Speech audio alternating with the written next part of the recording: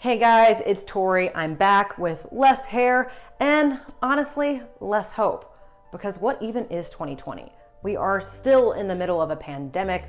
We lost our Black Panther, Chadwick Boseman. The entire West Coast is on fire, and literally right before I pressed record on this, I learned that the killers of Breonna Taylor will not be brought to justice. Oh, and speaking of justice, we lost Supreme Court Justice, the Honorable Ruth Bader Ginsburg. Is there any reason to have hope in 2020? Now, I might sound like Pollyanna, but I believe there is always a reason to have hope.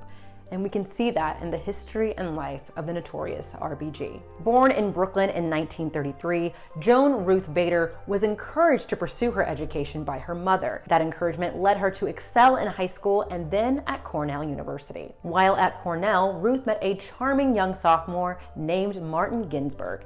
They married, and shortly after graduation, Ruth gave birth to their daughter, Jane. While Ruth loved being a mother, she and Martin had other goals, mainly law school.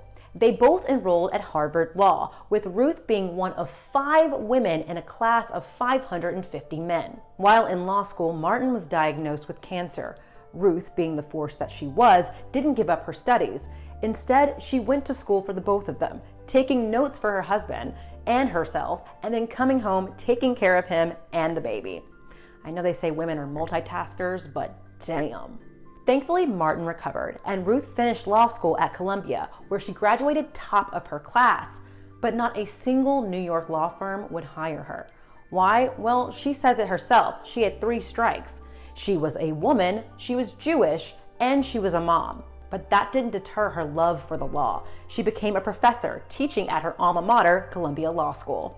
In the 1970s, Ruth Bader Ginsburg helped to found the Women's Rights Project at the ACLU. In fact, she became the lawyer in terms of gender discrimination. And thanks to her, we as women can buy a car, have a credit card, and serve on a jury without a man.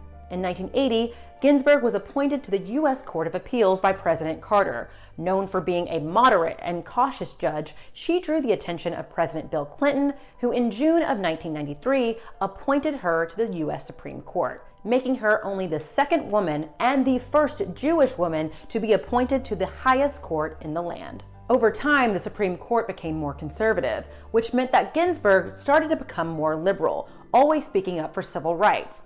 One of her more famous rulings was Virginia versus the United States, which ended the male-only admissions policy at the Virginia Military Institute. RBG was so effective that her dissent in the Goodyear versus Ledbetter case, which talked about the differences in pay between women and men, actually kind of helped to write the Lilly Ledbetter Act of 2009. Ruth Bader Ginsburg would develop a reputation for never letting anything keep her from court. Even when she was battling colon and pancreatic cancer, she would schedule her chemo treatments on the weekends so that she could be back in court on Monday. Even when her beloved husband Martin passed away in 2010, she was back in court the very next day. Ruth Bader Ginsburg died at 87, and she fought to the very end, even using her last request as a hope for a more just democracy. Whether her request will be heeded remains to be seen. Ruth Bader Ginsburg is by far the most beloved Supreme Court justice in history, but she wasn't perfect. Her rulings and words on the rights of Indigenous people and her criticism of Colin Kaepernick's protest have come under their fair share of criticism, and that's a part of her legacy too. Ruth Bader Ginsburg never lost hope in our humanity. Even when facing cancer, grief, and discrimination, she kept fighting for us. So yes, I understand losing hope and getting angry and feeling hurt, because I am all of those things too. But we can't give up hope. We have to keep fighting for a better world. But we have to do it together, because that's what the notorious RBG would want.